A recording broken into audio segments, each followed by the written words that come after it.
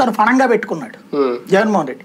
దీంట్లో వ్యతిరేకతలు ఉండొచ్చు, దీనివల్ల కొత్తగా వెళ్ళిన చోట నాయకులు ఎదురు తిరగచ్చు, ఓటర్లను కన్విన్స్ చేయలేకపోవచ్చు, దానివల్ల అసంతృప్తి రావచ్చు. అయినా సరే తను తెగించాడు.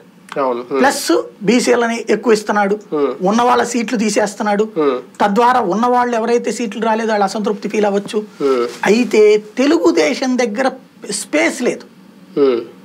తెలుగుదేశం ఇప్పుడు చేర్చుకోవాలంటే కిందసారి 23 మందిని చేర్చుకుంటే ఏమైంది దాని పరిస్థితి? ఉన్న నాయకుల్ని సంతృప్తి పరచలేక వాళ్ళకి వీళ్ళకి మధ్య డిస్ప్యూట్ కొట్టుకుపోయారు. ఒక గొట్టిబడి తప్పించి ఎవరు గెలవాలి. ఈ ట్రిప్ తెచ్చుకోవడానికి ఒక పక్కన ఆల్రెడీ పవన్ కళ్యాణ్ 25-30 అక్కడ లెక్క ఉంది, కమ్యూనిస్టులు అది గెలుపు. ఇవాళ బీజేపీ వస్తే 40 పోతాయి అక్కడికి.